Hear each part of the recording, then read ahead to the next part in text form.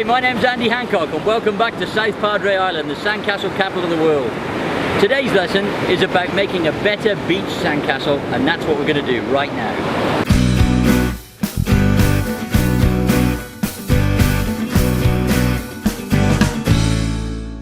We have to start by digging this horseshoe out and getting our sandcastle up off the beach to start our pyramid.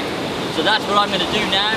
I'm going to start digging this and putting everything in the middle and making a volcano, which we're then going to fill with water and get our sandcastle on a pad above the beach.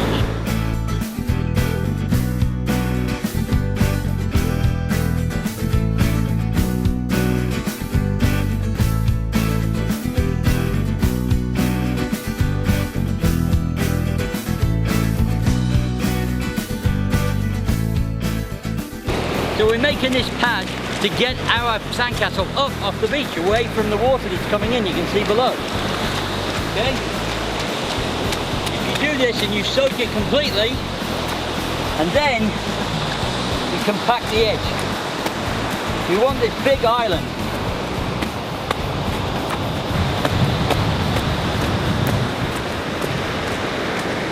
You can see we've got our big pyramid and our base done with our big giant volcano, which is now rock hard. And what we're going to use today is some forms, which are giant 10-gallon and smaller 2-gallon buckets. They've each had the bases cut out, and we sprayed them with WD-40. The reason we do that is to get them off. WD-40 is made of fish oil, so we're not polluting anything, and it makes the bucket nice and slippy to get it off when it's full of sand and water. So that's what we're going to do next, fill these up and get the two towers up on top of our base to get ourselves some height into our sandcastle.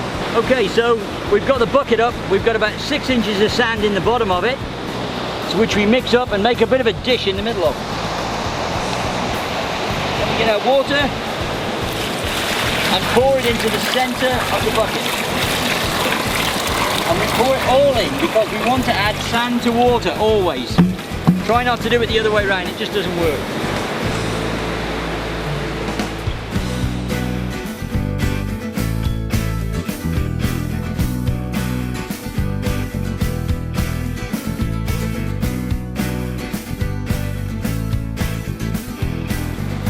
When these buckets are full of water, we shake them and we tap them. You can see the air bubbles coming out on the top of the sand. We don't want the air mixed with the sand and water because it makes it weaker. We want it to be stronger. So we vibrate or tap the bucket to get all the air out. Okay, so we've got our 2 larger buckets filled now. We're going to add our smaller buckets to the top. Now, one of the things you can do is when you look at the top of this bucket, you could put the smaller one right in the middle, but that leaves you only a thin gap to put any details. We like to offset, which means we like to push that bucket back to give ourselves a wider distance here, and it doesn't matter about the other side. And then on this one, we like to do it on the other side. So this one's got the wide gap this side, this one's got the wide gap this side. It means that our stairs and any details we want can move through the castle from one side to the other. It gives us a lot more interest, creates more details, and just looks better. We don't do straight. That's because we don't do boring.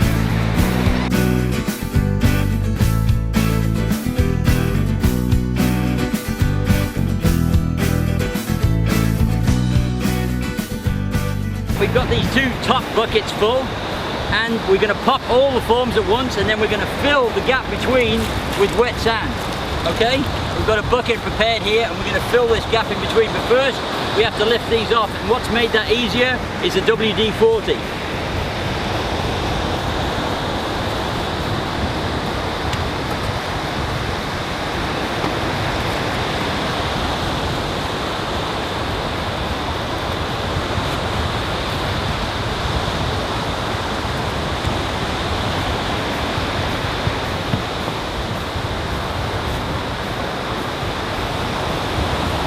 As you can see, it makes it a really quick process, and we don't have to struggle or worry. But now what we're going to do is get down here and we're going to cut. Use our fingers just to run a little gap down there, and this is a key. We call this a key, and we use it to key both sides together. And this is going to help cement, if you like, these 2 big blocks together. So we're just going to do it like this.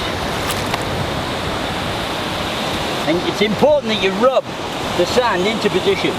It makes the water travel sideways and locks it right into the bottom of your castle.